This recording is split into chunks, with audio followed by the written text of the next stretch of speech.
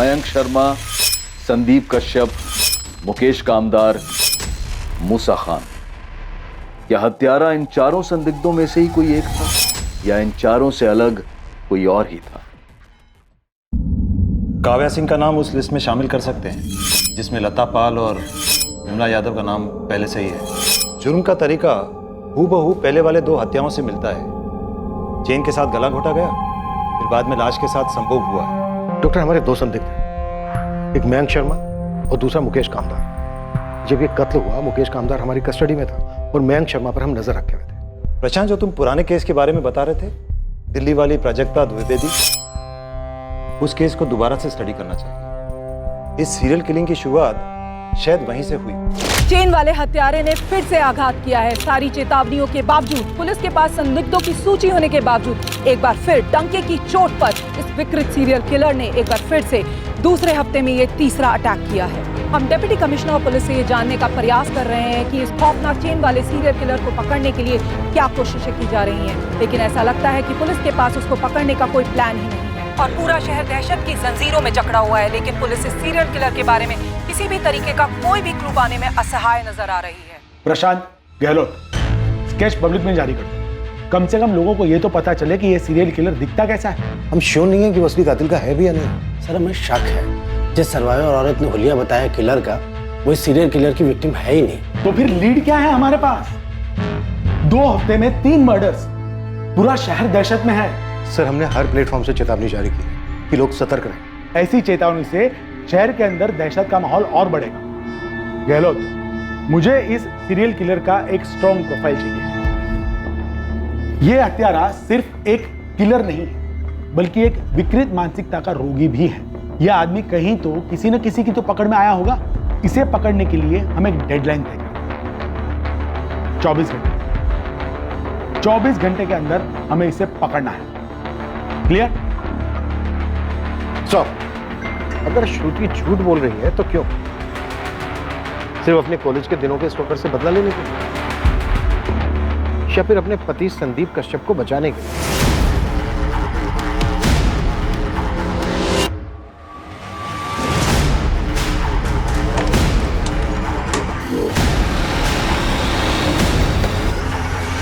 साहब, ये संदीप कश्यप का पूरा बायोडाटा है, यहीं गाजियाबाद में पला पड़ा है। ऐसा कुछ मिला है जिससे लगे कि ये संदीप कश्यप कुछ अटपटा?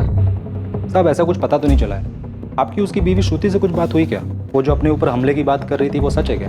फिलहाल तो उससे पूछताछ चल रही है, और जब से उसने उस मयंक शर्मा का नाम दिया है ना, हमारी एक टीम 24 घंटे उसके ऊपर नजर रखी है।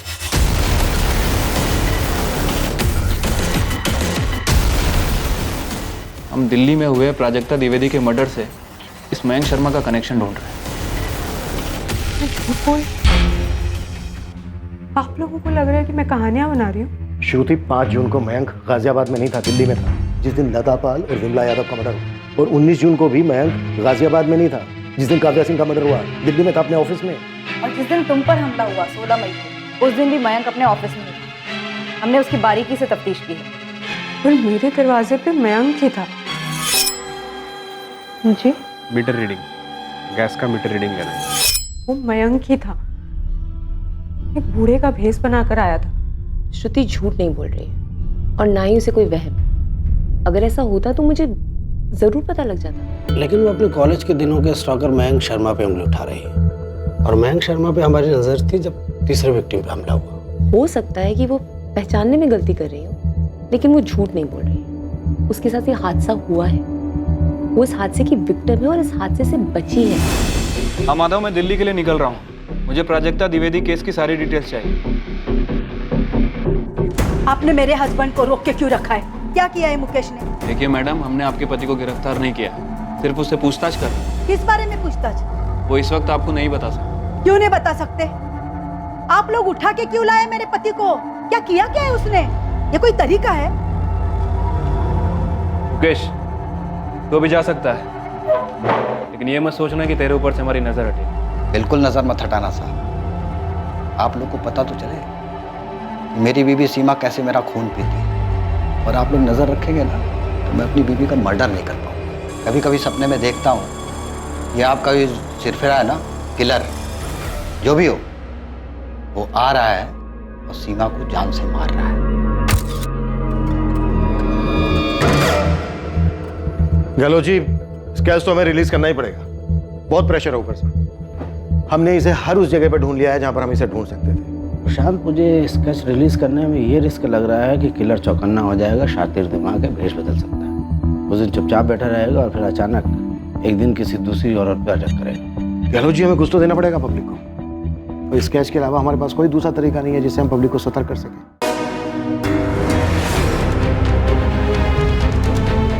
गौर से देखिए इस चेहरे को। ये वही आदमी है जिसने पूरे गाजियाबाद शहर को दहशत में बांध रखा है। आखिरकार हमारे पास इस सरफिरे कातिल की पहचान आ गई कि ये सीरियल किलर कैसा दिखता है। ये एक अधेड़ उम्र का आदमी है जो दोपहर को लोगों के घर आता है और दरवाजे पर दस्तक देता है।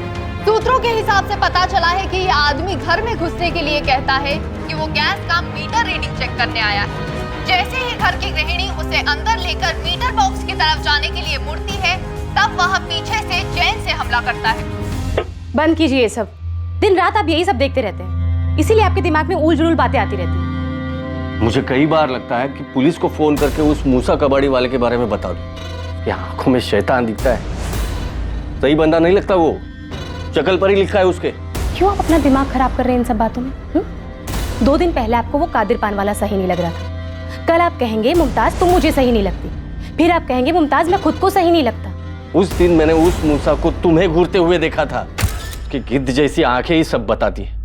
मैं तो कहता हूँ पुलिस को बता देना चाहिए। तबरेज, पुलिस को उनका काम करने दीजिए। आप क्यों अपना दिमाग दिन रात इनमें लगा रहे हैं?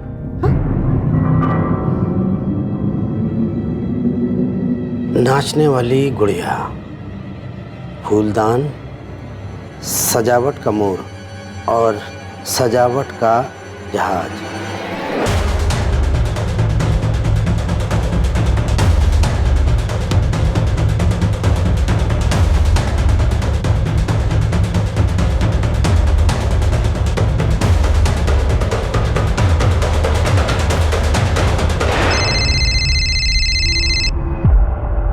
हाँ गहलोत जी। प्रशांत, ये प्राजक्ता द्विवेदी के केस में जो संदिग्ध था दीपक चावला, उसका बॉयफ्रेंड, उसके खिलाफ कुछ साबित नहीं हो पाया था, इसलिए उसको रिहा कर दिया गया था।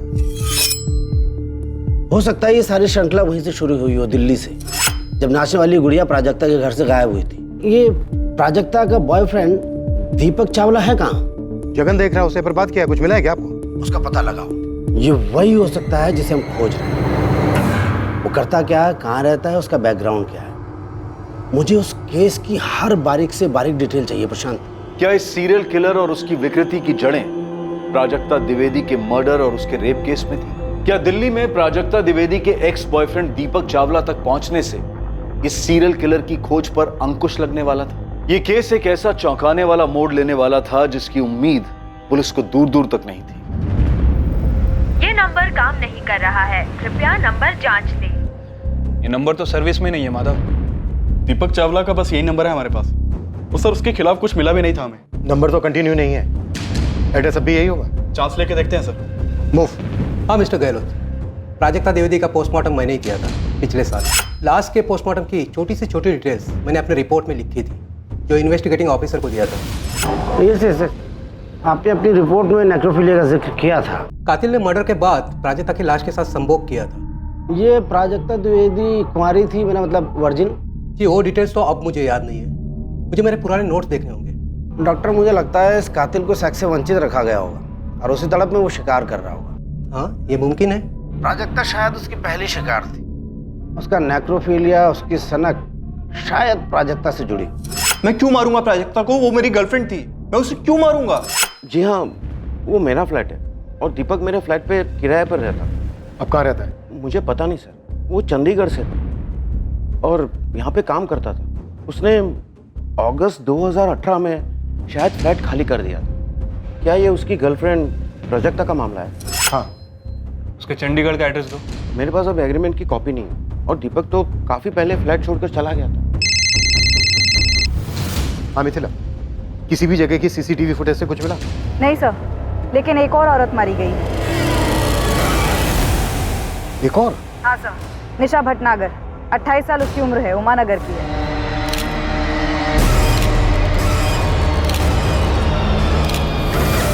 पूरे 8.5 किलो है।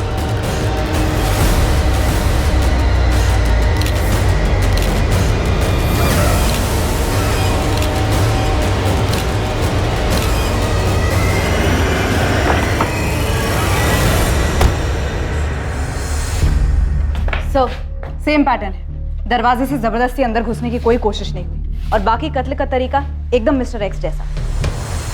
यहाँ से क्या लेकर गए?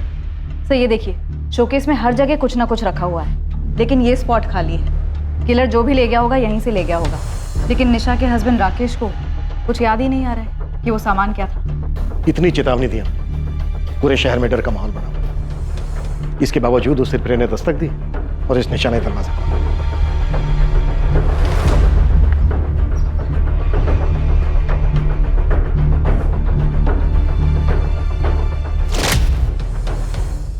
हाँ जगन बोलो। लगता है इस बार हमारी किस्मत अच्छी है सर। सर निशा के घर से 2-3 गली छोड़कर एक सुनसान रास्ता है और वहां पर एक एटीएम है और एटीएम के बाहर सीसीटीवी कैमरा है सर। तुरंत फुटेज निकालो, अभी के भी, आज की भी और आज के पहले की भी। बहुत हो गया है लुका छुपी का खेल।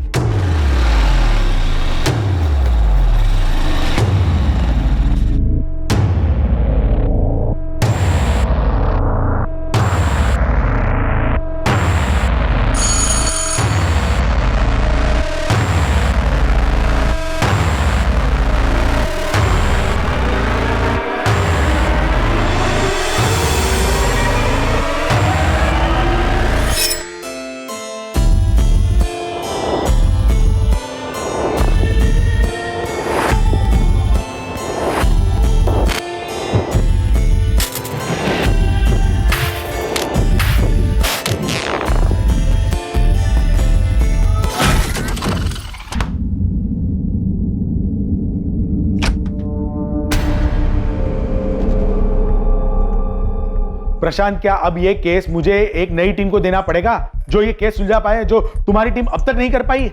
मैंने तुम्हें 24 घंटे दिए थे कातिल को पकड़ने, और हुआ क्या? एक और लाश।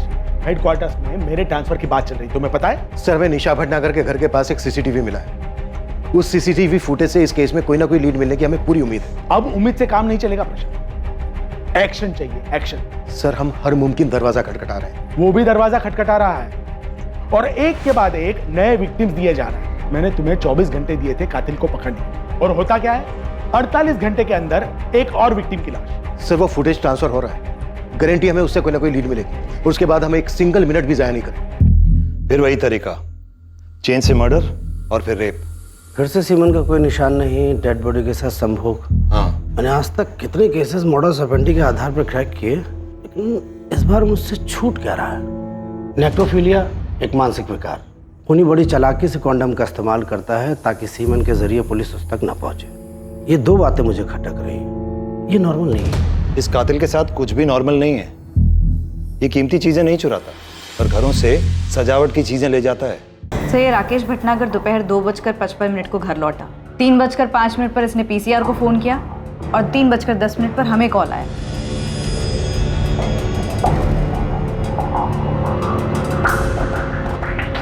सर ये एटीएम वाली गली, निशा के घर से 1-2 गली छोड़कर सर सिर्फ इसी गली में एक सीसीटीवी कैमरा है और कहीं नहीं। जो किलर एक्स बखूबी जानता हूँ। सर ये इसी सीसीटीवी कैमरे के मर्डर के 3 दिन पहले की फुटेज है।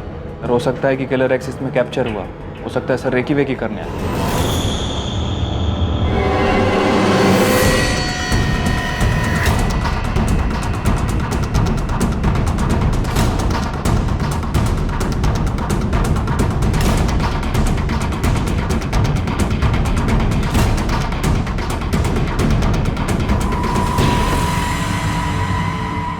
ये बंदा 3 दिन लगातार दिखता है, लेकिन चौथे दिन नहीं दिखता। ये तो मूसा है साहब, मूसा खान। अभी कहाँ मिलेगा ये? डेरा चौक में ना इसकी रद्दी की दुकान है। वो बुढ़े मुकेश कामदार की टिप ना इसने दी थी मुझे। जिस जिस इलाके में कांड हुआ है ना, ये वो हर इलाके में घूमता है। चंदन नगर जहाँ लता पाल का कत्ल हुआ, रुद्र विहार विमला यादव का, दयानगर काव्या सिंह का, और इस वाले केस में निशा भटनागर यानी उमा नगर। और मैंने इसको ही काम पे लगा के रखा हुआ था कि पता कर किस मोहल्ले में कौन अजीब हरकतें कर रहा है। और ये साला खुद ही निकला इन सबके बीच। कहीं ये मूसा खान ही तो नहीं है हमारा किलर एक्स?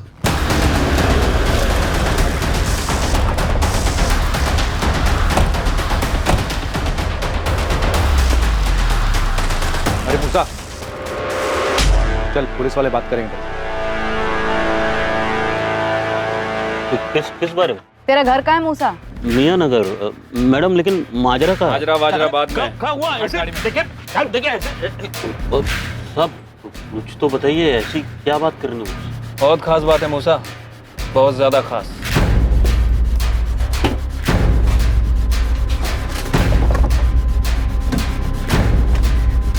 कुछ मिला? नहीं मैडम। इसके नीचे ये हटाओ, पेपर हटा के देखो।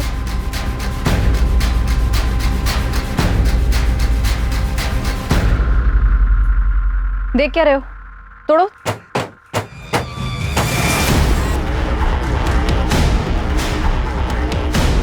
इसे भी थैली में डालना।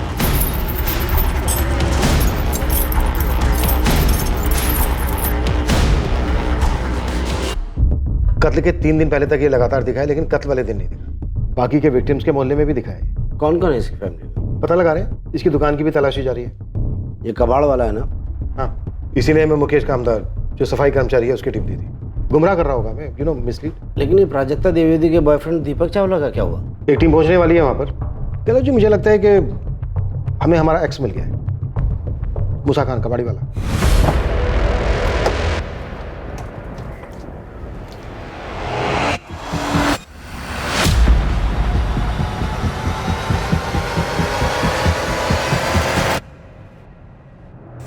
मैडम, इस मूसा की दुकान के साथ साथ ना इसके घर को भी पूरा खोलना पड़ेगा। लगता है आपको आपका बंदा मिल गया। Pandey, yes ma'am. और लोगों की जरूरत पड़ेगी। इस दुकान की एक एक ईंट खोल कर देखना। एक सजावट वाला मोर, एक फूलदान, एक नाचती गुड़िया और एक लकड़ी का जहाज। अभी तक हमें ये सब चीजें पता है, और भी चीजें हो सकती हैं, इसलिए ध्यान से देखना।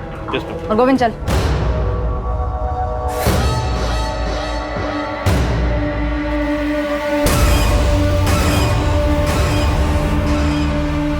जानता ही नहीं ये निशा भटनागर? हाँ नाम से नहीं जानता साहब। वो उमानगर में रहता। वो 3-4 दिन पहले रद्दी उठाया था। घर की मेज पे से और क्या उठाया था? सिर्फ रद्दी उठाया था सर। पूरे 8.5 किलो है। 8 किलो सर। नहीं सब 8.5 किलो था। इतनी धुलाई होगी कि तू अपना नाम तक भूल जा। इन सब का मर्डर किया तूने। 1 साल पहले इस प्राजक्ता द्विवेदी का मर्डर किया। इन सब के मर्डर करने के बाद इनकी लाशों के साथ तूने अपनी हवस पूरी की है, पर कभी पकड़ा नहीं गया। लेकिन इस बार पकड़ा गया। घर का एक एक चप्पा चप्पा छान मारो। ओ मेम साहब, वो कबर्ड मत छोड़ना, वो किचन मत छोड़ना। क्या कर रही है मेम साहब? बताएंगी ऐसे घर में घुसकर क्या ढूंढ रही है? बताएंगी भी, मैं ढूंढ दूंगी ना। क्या ढूंढ रही है? एक फूलदान, एक सजावट का मोर, एक नाचती हुई गुड़िया और एक जहाज। और क्या क्या है यहाँ पर? हाँ? ये कबाड़ की चीजें तो मेरे शोहर की दुकान पर होनी चाहिए। आप हमारे घर को क्यों रौंद रही हैं? और मूसा ये सब कबाड़ की चीजें यहाँ क्यों रखेगा भला? सूटकेस लाओ इधर। मेम साहब। सच बता दे मूसा, नहीं तो जिंदगी में कभी अपने पैरों पे खड़ा नहीं हो पाएगा। तो सच ये है कि आपको ना कोई मिल नहीं रहा साहब, इसलिए जो ये बद्दा इल्जाम है ना वो आप हम पर, मुझ पर मल रहे सर। और जो तेरी दुकान में ट्रंक मिला है जिसे तूने लॉक करके रखा था, अश्लील किताबें मिली हैं उसमें? बिल्कुल मिली होगी।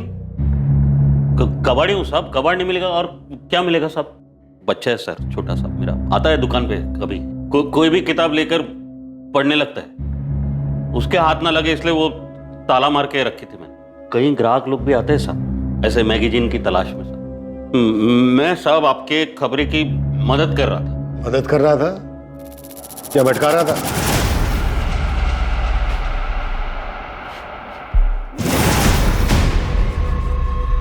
किसके हैं ये? मेरे अब्बू के। तेरे अब्बू तो लुंगी बनियान पहनकर घूमते हैं। तो लुंगी बनियान पहनने वाला आदमी पैंट और शर्ट नहीं पहन सकता? ये क्या फाफली वाली बातें कर रही हैं आप मेम साहब?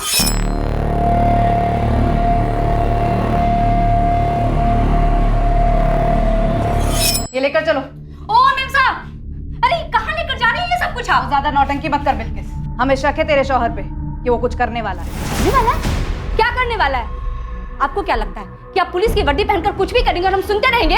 तो याद रखिए पूरा का पूरा मोहल्ला इकट्ठा कर दूंगी मैं यहाँ पर। हमें लगता है कि तेरा शौहर कातिल है। मतलब मुझे लगता है कि आप पूरी तरह से बावली हो गई हैं। अगर तेरे शौहर ने कुछ नहीं किया है तो हम उसे जाने देंगे। अरे बिल्किस, बोलो ना 2 मिनट के लिए शांत हो जाओ, क्यों बखेड़ा बना रही हो? और तू मोहल्ला बुलाने की धमकी दे रही? मैं पूरी फोर्स बुला लूँ। ओ मेम साहब, मैं आपकी धमकी से डरने वाली नहीं हूँ। बुला लीजिए आपको जिससे यहाँ बुलाना है। क्या हुआ बिल्किस आपा? अरे देखो ना, ये लोग मूसा को फंसा रहे हैं। कोई नहीं फंसा रहा है, क्यों बखेड़ा बना रही हो? ये सब क्या है गोविंद? रेहाना, मैं कह रही हूँ ना, इस गोविंद ने पट्टी पढ़ाई है। हम सिर्फ मूसा के कपड़े और जूते लेकर जा रहे हैं। मियाँ नगर में जल्दी एक पुलिस टीम भेजो। 24 घंटे दे रहा हूं तुझे मूसा, इन 24 घंटे में सच उगलता है। साहब, आप मुझे वो कबूल करने को बोल रहे साहब जो मैंने किया ही नहीं साहब। वो तेरे पे है, सोच ले अच्छे से। साहब, आपने अपने फोन पे ऐसे कभी कुछ देखे नहीं हो क्या साहब? हाँ, हम भी मन बहलाने के लिए देखते हैं ऐसी किताबें। तो क्या हो गया साहब? इंसान है हम साहब, हैवान नहीं। प्रशांत,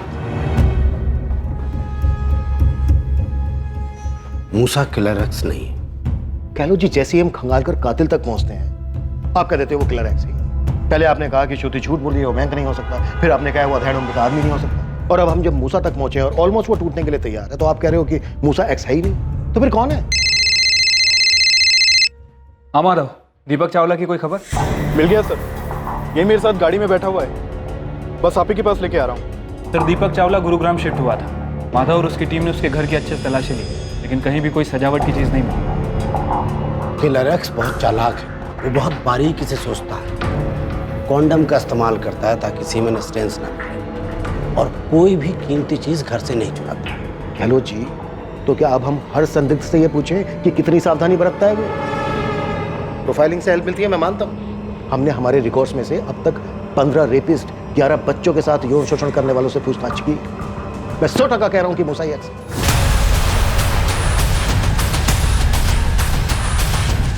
नहीं, अगर आप इतने दावे के साथ कह रहे हैं कि मूसा एक्स नहीं है, तो फिर बताइए ना, लाखों लोगों के शहर में हम उस बारीक सी प्लानिंग करने वाले को कैसे ढूंढे, जिसका दिमाग घुमा हुआ है, जो ऐसी औरतों को टारगेट करता है जो घर में अकेली रहती है, उनका मर्डर करता है और फिर लाश के साथ रेप करता है? बोलिए ना। उसने अपना हुलिया बदल लिया है। हमने स्केच पब्लिक में आम किए, मीटर रीडिंग वाली डिटेल्स मीडिया में दी, इसलिए एक्स चौकन्ना हो गया। मैं मानता हूं। अब आप हमें ये बताइए गहलोत जी, उस चालाक आदमी की बारीक सी प्लानिंग को मात देने के लिए आपकी क्या सर, मूसा के घर और मोहल्ले से बहुत मुश्किल से निकले। उसके घर से कुछ सामान मिला। सर, चुराए गए डेकोरेटिव आइटम में से तो कुछ नहीं मिला, लेकिन ये कपड़े और जूते मिले जो कि मूसा के हुलिये से मैच नहीं करते। गहलोत जी। सर, कैसे बच बचा के निकला हूं ना, मत पूछिएगा। नहीं पूछूंगा। कोई काम की बात है? साहब, वहाँ से डायरेक्ट मैंने 2 लोगों को साइड में लेके बात की। जो बातें मुझे पता चली ना, मुझे पहले नहीं मालूम था। ये मूसा ना कपड़े पहनने का बहुत शौकीन आदमी है। हर शुक्रवार शनिवार को ना अपनी बेगम के साथ एकदम सज धज के निकलता है घूमने के लिए। ये पहले तेरी पकड़ में कैसे नहीं आया गोविंद? साहब, किसी के शक्ल पे तो लिखा नहीं होता ना कि सन की है, सरफिरा है। हाँ तो गहलोत जी, क्या बोलते हो? अभी आप यही कहोगे कि मूसा निर्दोष है? हाँ, निर्दोष है। ये सीरियल किलर कोई और ही है। ये मूसा है और इस वक्त हमारी कस्टडी में है। क्या तुमने कभी इसे अपनी सोसाइटी में देखा? इसका कहना है कि कभी भी ये कबाड़ के काम से दिल्ली नहीं गया। सर, मुझे सच में नहीं पता कि कौन प्राजक्ता के साथ ऐसा कर सकता है। मुझे समझ में नहीं आ रहा है सर कि प्राजक्ता के साथ जिसने भी ये सब किया सिर्फ इसलिए ताकि वो डांसिंग डॉल चुरा सके। सस्ती डॉल थी सर, मैंने ही उसे वो गिफ्ट की थी। उसे डांस का शौक था, इसलिए। उसके दिमाग में क्या चलता है, क्यों चलता है, कोई नहीं बता सकता। 4 और औरतों को मार चुका है और वहां से भी सजावट के आइटम लेकर गायब है। सॉरी, इससे पहले मैंने इसे कभी नहीं देखा। इसी एक सवाल के लिए आप मुझे गुरुग्राम से उठाकर यहाँ लाए हैं। आपको क्या लगता है वो साइकोपैथ मैं हूँ, या फिर पिछली टीम की तरह आपका टॉर्चर करने का इरादा है मुझे? प्रशांत, जो करना पड़े करो, मुझे इस दहशत का अंत चाहिए तुरंत। सर, आज रात अच्छे से खातिर की जाएगी इस मूसा खान की। कल सुबह तक सामने से आकर सब कुछ कबूल कर लेगा। तुम्हें कितना यकीन है कि यही वो सीरियल किलर है? सारी की सारी कड़ियां छुप रही हैं सर। सभी विक्टिम के मोहल्ले में देखा गया है। अच्छे कपड़े पहनता है, अश्लील मैगजीन पढ़ने का एडिक्ट है। बस एक चीज है जो फिट नहीं बैठ रही है। अगर डेकोरेशन के वो पीसेस मिल जाते तो इस केस को एक क्लोजर मिल जाता। एक और अड़चन है सर। अब क्या हुआ? गहलोत जी कह रहे हैं कि किलर एक्स मूसा खान हो ही नहीं सकता। देखो, गहलोत को उसके एनालिसिस कर रहे हैं। तुम इस मूसा की हालत में उंगली डालो। प्रोफाइलिंग कभी कभी गलत भी हो सकती है। मुझे सही कातिल चाहिए। कल सुबह अच्छी खबर सुनो। ए मूसा, बोल क्यों किया और कैसे किया? हाँ, सच सच बोलेगा तो छोड़ देंगे मुझे। ए देख, सच बोल, उसके बाद देख।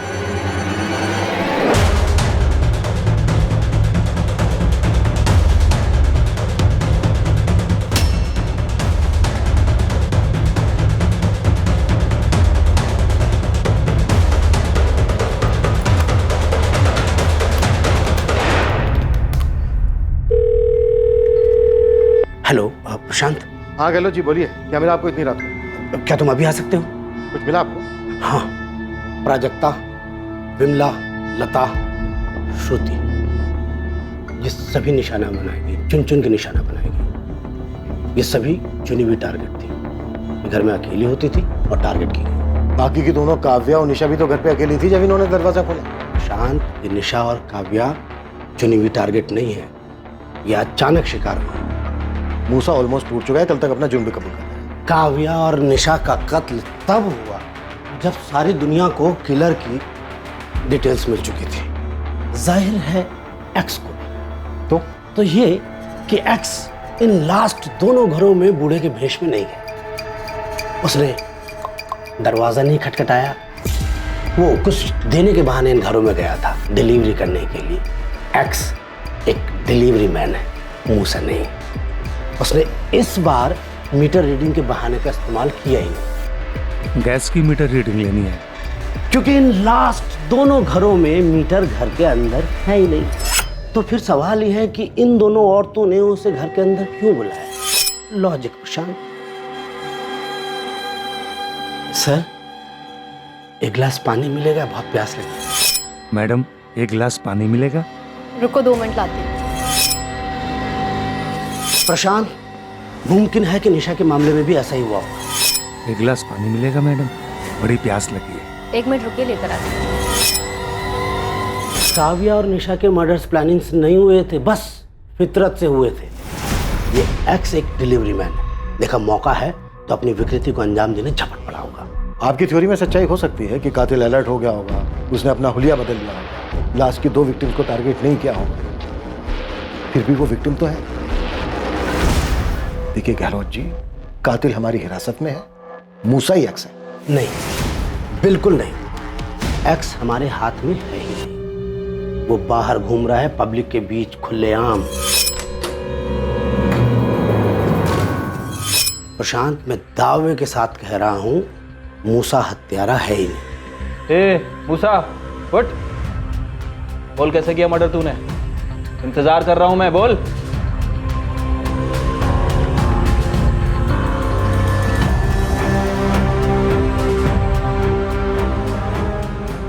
बड़ी खबर आ रही है, चैन वाले हत्यारे ने एक बार फिर हमला कर दिया है।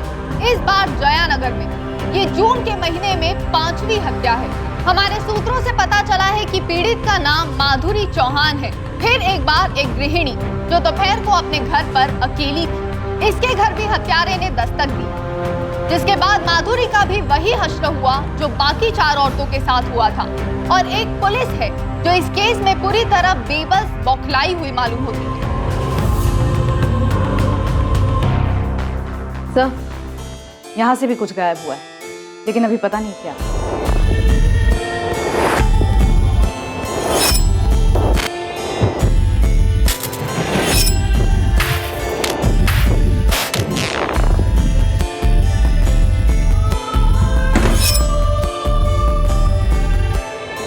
जिस वक्त 5वीं विक्टिम माधुरी चौहान पर आक्रमण हुआ, उस वक्त संदिग्ध मूसा खान बाकायदा पुलिस कस्टडी में था और 24 घंटे की अवधि के बाद भी मूसा ने कोई जुर्म कबूल नहीं किया था। हमको 24 घंटा जगाओ, 24 साल जगाओ, सच यही रहेगा कि मैं वो कातिल नहीं। माधुरी चौहान की पोस्टमार्टम रिपोर्ट ने कोई शक नहीं छोड़ा कि ये कत्ल भी नेक्रोफिलिक सीरियल किलर एक्स ने ही किया था।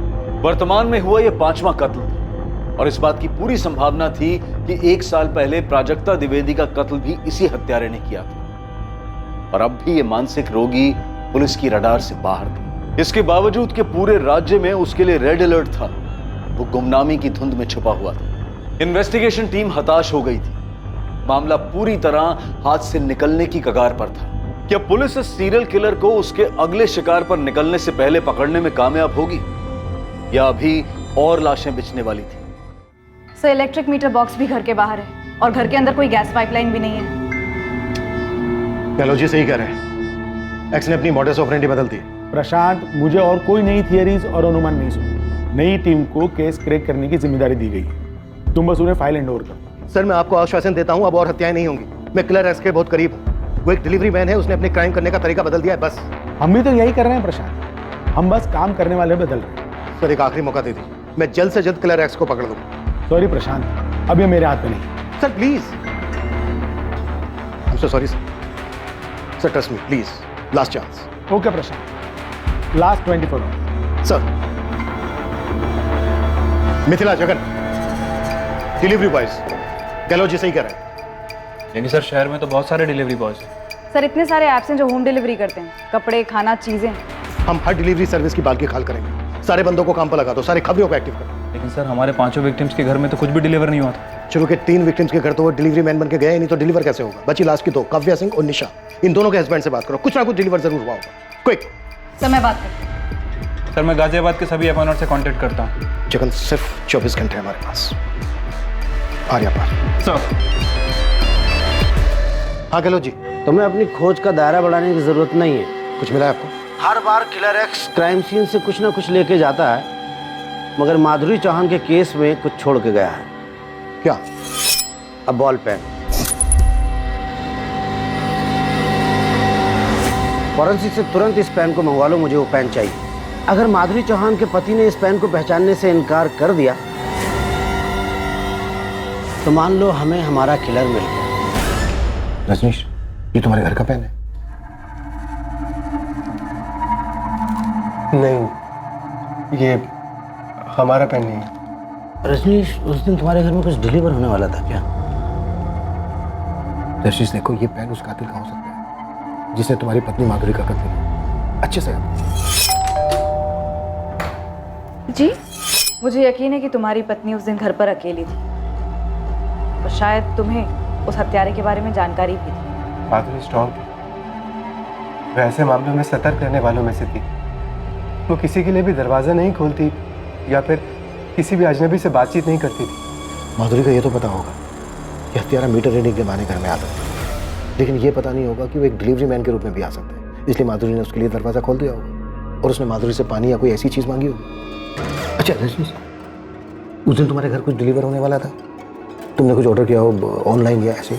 मैडम, मुझे रजनीश चौहान जी का पैन कार्ड लगेगा वेरिफिकेशन के लिए। फोटोकॉपी भी चलेगी। ओके, आप यहीं रुकिए, मैं लेकर आती हूँ।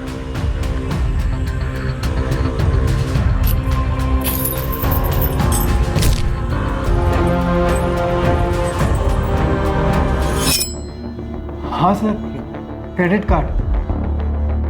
मर्डर से 2 दिन पहले मैसेज आया था मुझे बैंक से कि मेरा नया क्रेडिट कार्ड डिस्पैच हुआ है। कौन सा बैंक?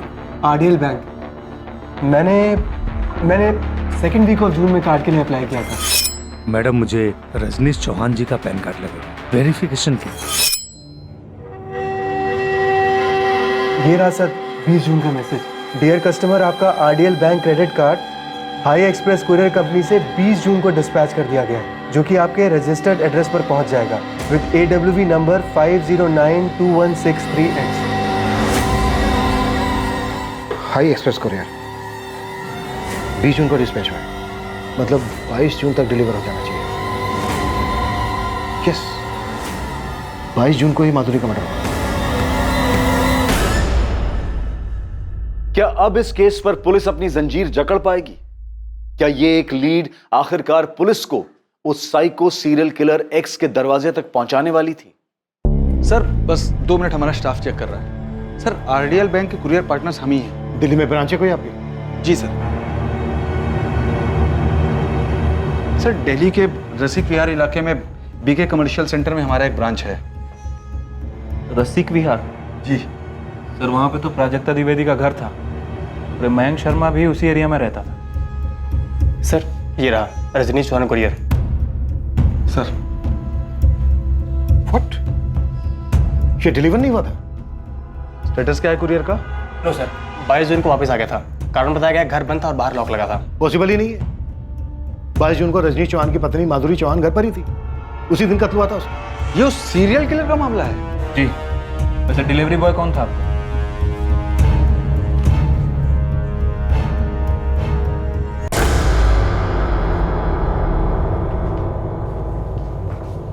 तबरेज खान।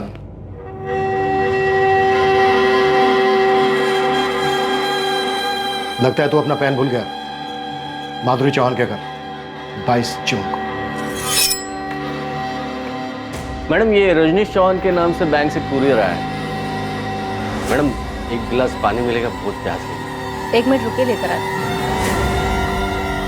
मैडम, एक गिलास पानी मिलेगा? रुको, 2 मिनट लाती हूँ। अरे आप लोग कहाँ जा रहे हैं, क्या कर रहे हैं? कोई मुझे बताएगा? मैडम, ये हो क्या रहा है मेरे घर में? इतनी कुंडियाँ? ये कुंडियाँ मेरे शौहर ने लगवाई हैं। पर माजरा क्या है, आप मुझे बताएंगे? सर, अंदर एक ट्रंक मिला है, लेकिन उस पर ताला लगा है। लेकिन मेरी बात तो सुनिए। आइए सर, ये देखिए। अरे आप लोग कुछ बताएंगे कि क्या हुआ है? ये चाबी कहाँ है इसकी? चाबी मेरे शौहर तबरेज के पास है, लेकिन बात क्या है, आप लोग मुझे कुछ बता क्यों नहीं रहे? बेटा, आप 1 मिनट के लिए बाहर जाओ। मिश्रा जी। लेकिन आप लोग बताइए तो, मेरे शौहर ने किया क्या है? हमारे पास तुम्हारे शौहर के खिलाफ ठोस सबूत है कि जो शहर में औरतों के मर्डर और रेप हो रहे हैं ना, इसमें तुम्हारे पति का ही हाथ है। वही है ये चैन वाला हत्यारा। क्या?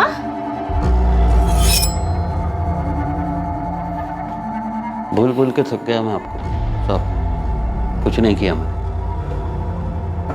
और ये जो तबरेज है उस पर मुझे शक था। अगर तुझे शक था तो तूने खबरी गोविंद को बताया क्यों? सिर्फ शक था ना साहब कि वो सन की बेकार में उसकी जिंदगी बर्बाद करना नहीं चाहता था, जैसे आपने मेरी की।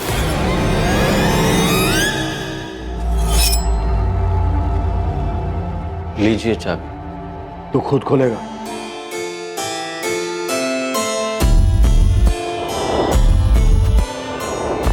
खोल।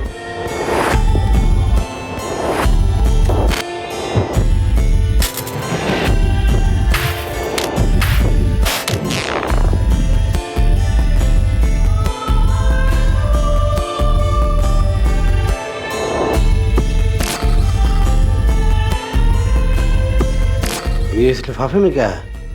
निकाल लिफाफा निकाल, खोल के दिखा क्या।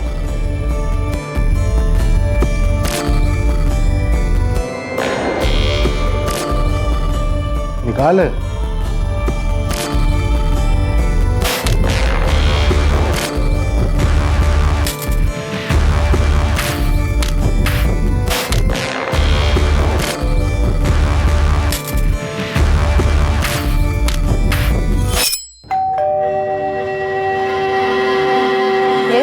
मैडम, क्रेडिट कार्ड है, मिस प्राजक्ता द्विवेदी के नाम।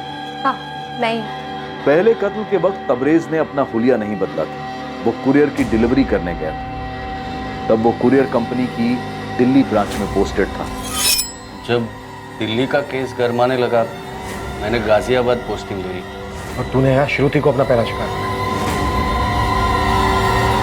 नाम मुझे पता नहीं था, पर वो चालाक निकली। जी? मीटर रीडिंग, गैस का मीटर रीडिंग लेना। जी? Meter reading. जी? वो मैडम, आपके घर का गैस मीटर रीडिंग लेना है। आइए। मीडिया में खबर आते ही तूने अपना तरीका बदल लिया। हाँ, वैसे भी एक ही तरीके से बोरियत होने लग जाती है, इसलिए मुझे लगा कि तरीकों में बदलाव होना चाहिए। लता और विमला, इन दोनों को भी एक ही दिन में मारा ना? कैसे?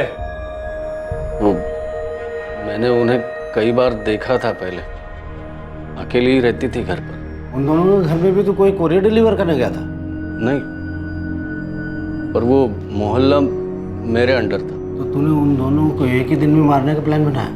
हाँ। दोनों एक ही दिन क्यों? वो मैं बोल। मेरा दिल नहीं भरा था, मुझे और चाहिए था। तूने ये सब मरी हुई औरतों के साथ किया है। तुझे पता है ये दरिंदगी है? हमें ट्रंक से सब कुछ मिला है, सारा चोरी किया हुआ सामान, विग, चश्मा, चेन, सब कुछ। और फिर तबरेज ने खुद भी कबूल किया है। हम उसका स्टेटमेंट रिकॉर्ड कर रहे हैं।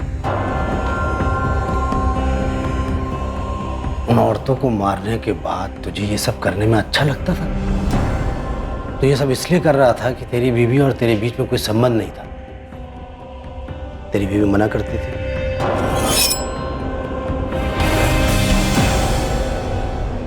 आज नहीं, समझा करो, आज नहीं। अरे क्या हुआ? थोड़ी देर के लिए ना, समझा करो। मन कर रहा है ना मेरा। तुम्हारे मन के चक्कर में मेरी हालत खराब हो गई। डॉक्टर ने दूरी बनाए रखने के लिए कहा। पता कितना दर्द होता है मुझे, कितना जख्म हुआ है। डॉक्टर ने बोला है कि ऑपरेशन करना पड़ेगा। परेशान होने लगा था मैं, हर बार मना कर देती। तो सिर्फ इसीलिए तूने उन औरतों को मार दिया और उनके साथ संभोग किया? वो औरतें मना नहीं करती। अबे लाशें कैसे मना करेंगी? मैं किसी वेश्या के पास नहीं जाना चाहता था। मैंने सोचा था इस बारे में, लेकिन तुझे डर था कि तुझे कोई रोग हो जाएगा। ये सारी चीजें क्यों चुराई? मैं चोर नहीं हूं, बस ये चीजें मुझे पसंद आई थी। तुझे लगता है ये सारी चीजें मेडल हैं तेरे कारनामों? पता नहीं। ये कहां से चुराई? याद नहीं।